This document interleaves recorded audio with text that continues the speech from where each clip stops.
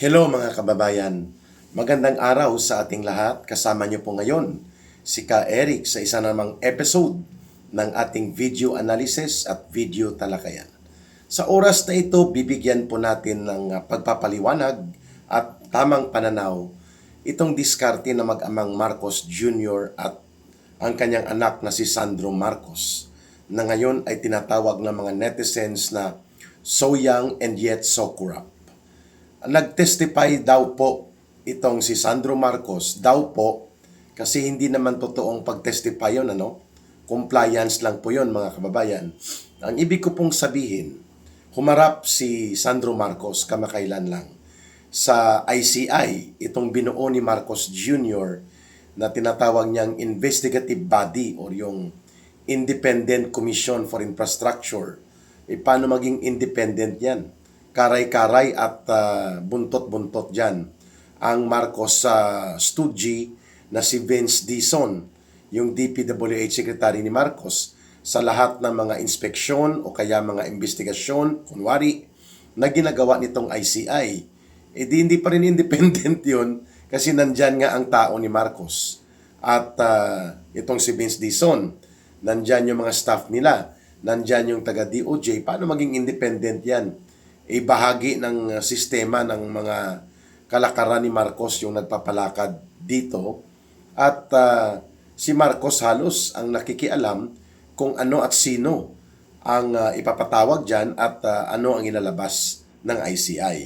Kaya itong kulukoy na si Charis Marcos, kasi pero mas Charis pa si Marcos mas Charis pa si Charis Pimpingco, o mas Charis pa kay Charis Pimpingco, itong si Sandro Marcos kung ipaghahambing mo silang dalawa, Pero yan po ay mga biruan lang ng ating mga netizens.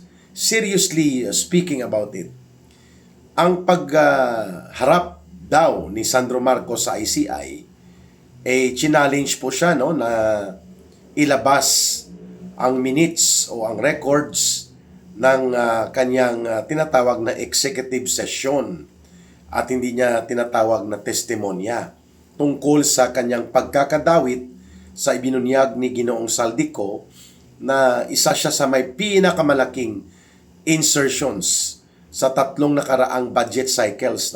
Umaabot sa mga 56 billion pesos ang mga insertions na ginawa ni Sandro Marcos.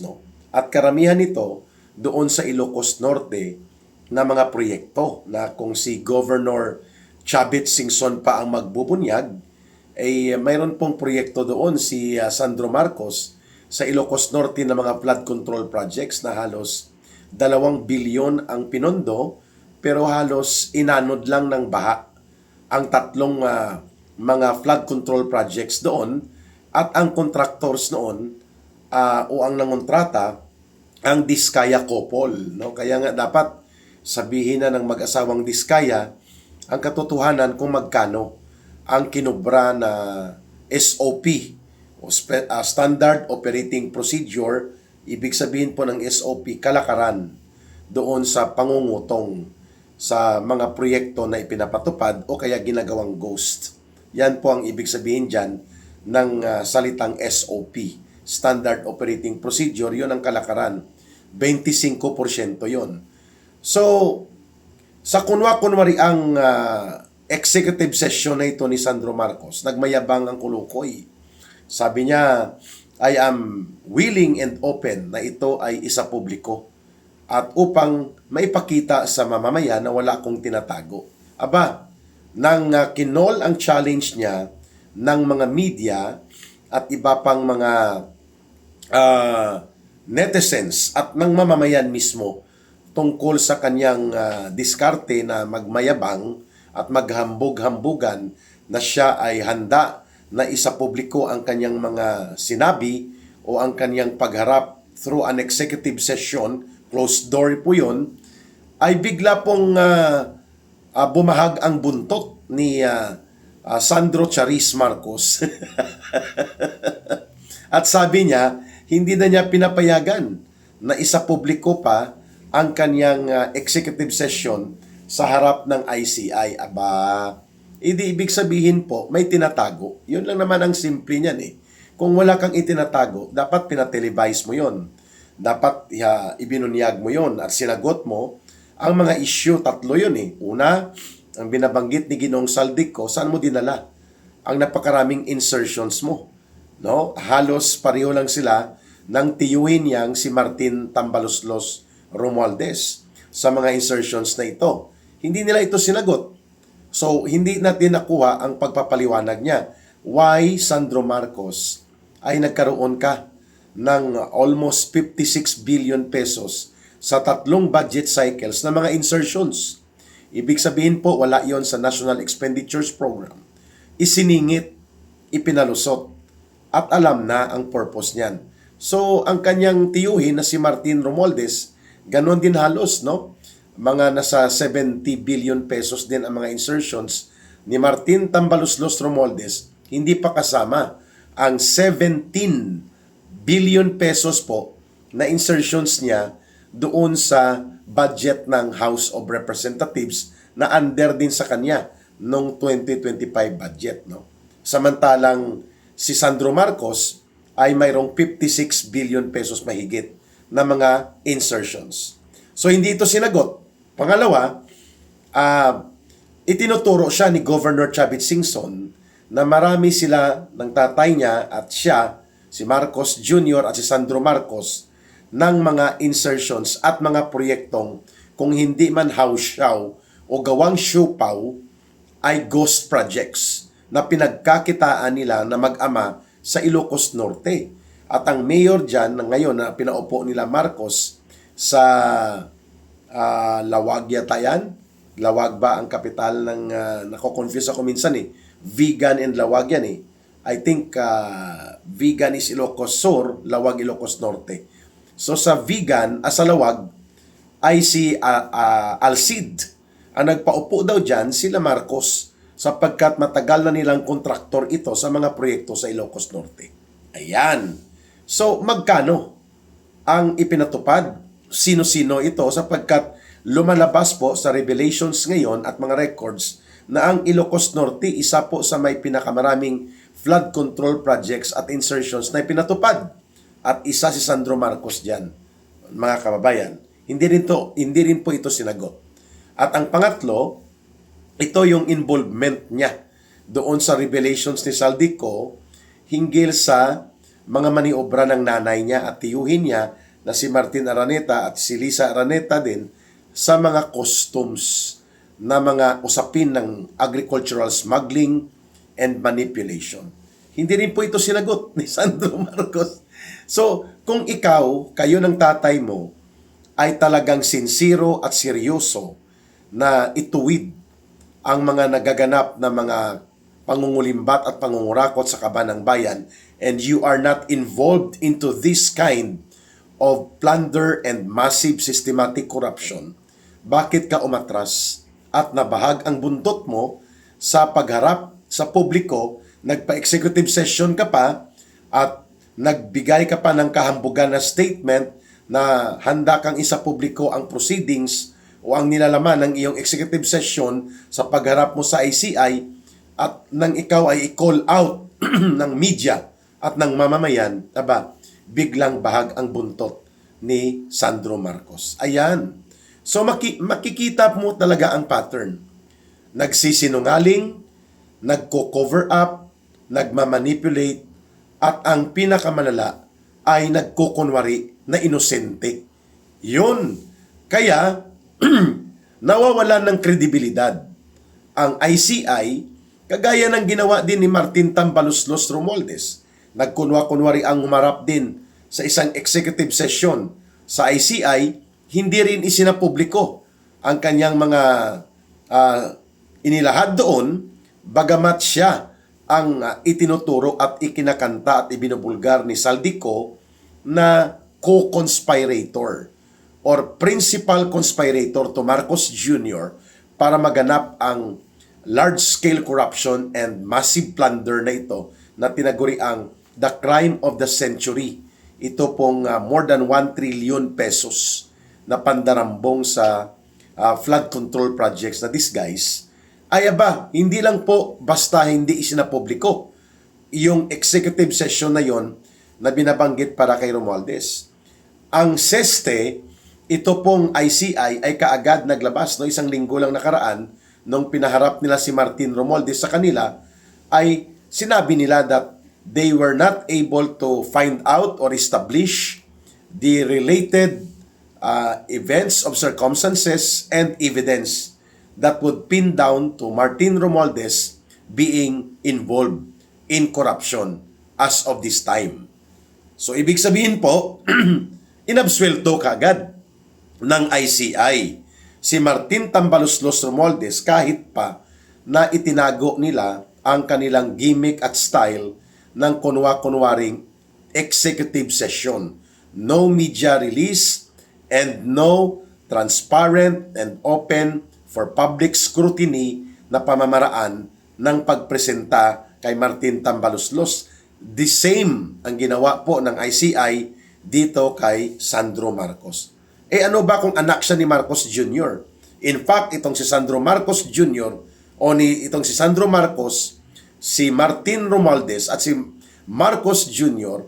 mas mataas at mabigat ang kanilang pananagutan sa batas at dapat ganun po ka-strikto ang pagpapaharap sa kanila sa batas sapagkat nasa posisyon ng kapangyarihan at poder na may otoridad po sila.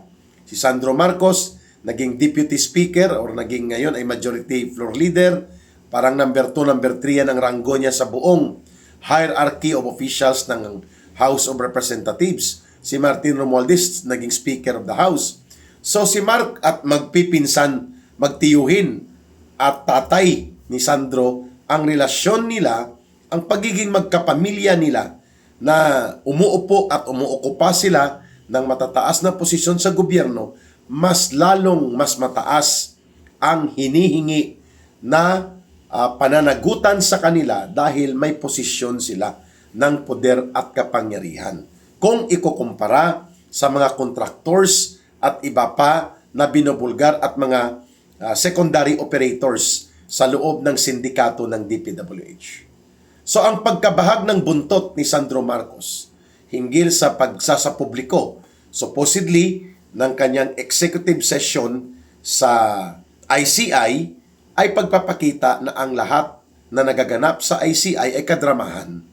Nothing is serious, and the question of moral integrity and credibility ng ganitong uri ng mga kalakaran ng ICI ay talagang bagsak po. Iyan ang totoong dahilan dyan kung bakit lumayas dyan si Mayor Magalong ng Baguio City. Subalit ngayon nakikita na naman siyang dumidikit-dikit, no, sa ilang mga travel and ikot-ikot ng ICI. Yan din po ang dahilan kung bakit umalis dyan si dating DPWH Secretary Babe Singson at may iba pang aalis sapagkat ang ICI ay isang malaking teatro ng kadramahan. The ICI is a big theater of drama and antics of publicity gimmick, at the same time cover-up operations as well as manipulation ng public opinion at ng mga kaganapan related sa seryosong krimen ng malawakang pandarambong at pangungurakot ni Marcos at nila Romualdez at ng kanilang pamilya. Yun po ang gustong pagtakpan at yun ang gustong i-manipulate ng ICI.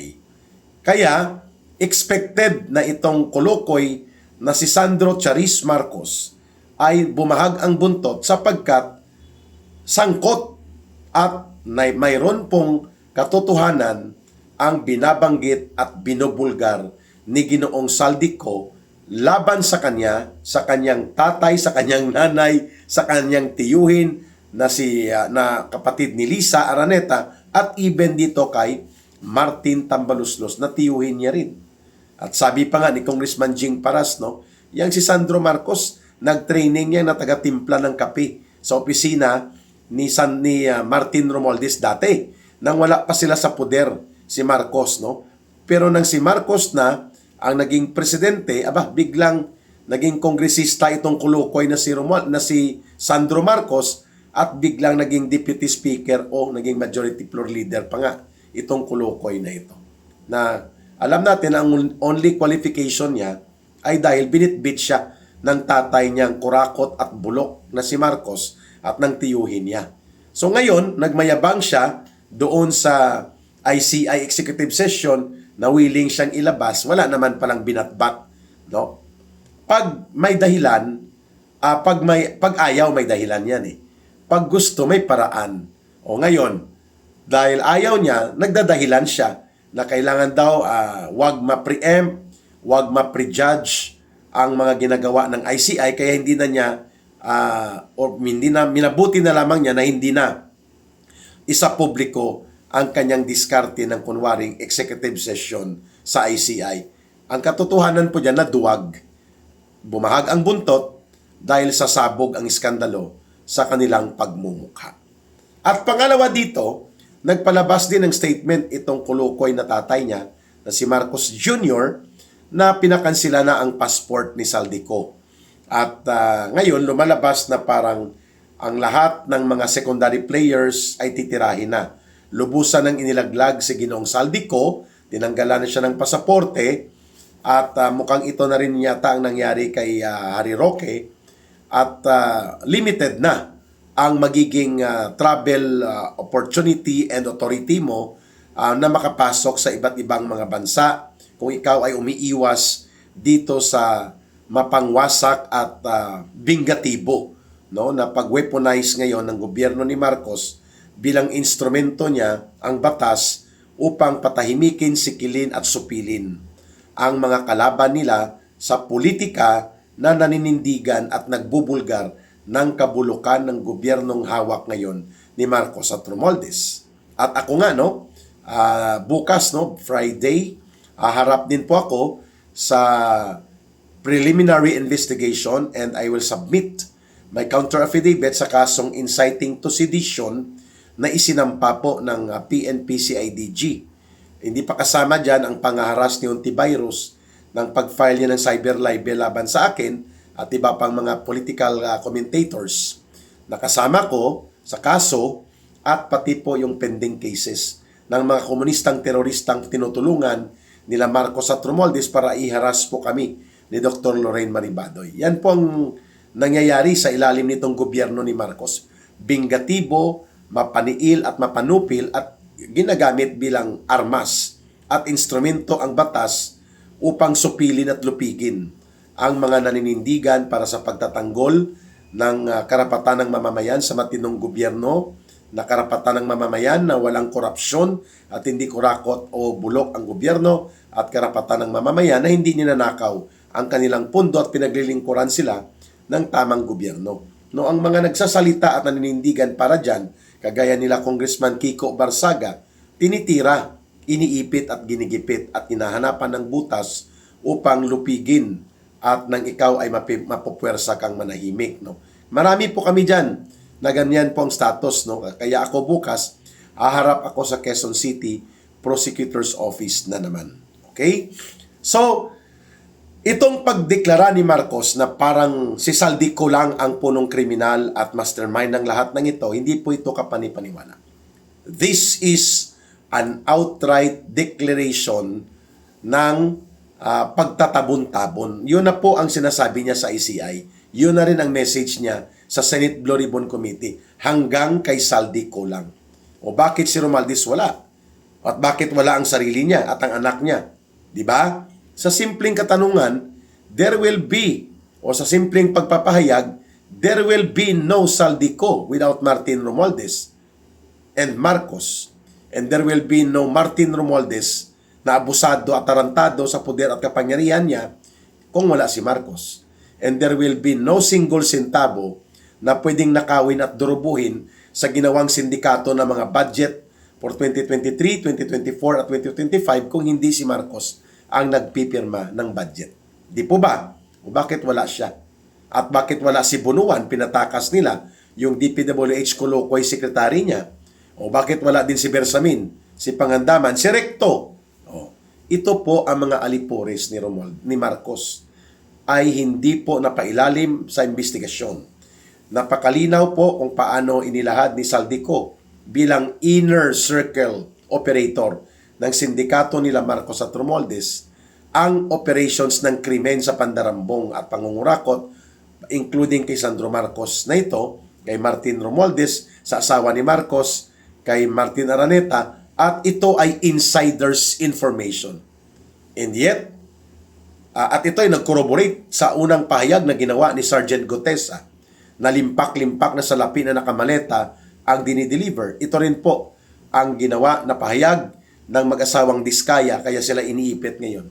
O bakit walang ni isa sa kanila ang binigyang oportunidad ng Senate Blue Ribbon Committee o ng ICI na ilantad ang mga katotohanan at i-check ang validity ng kanilang mga claims sapagkat tumutugma ang kanilang mga salaysay.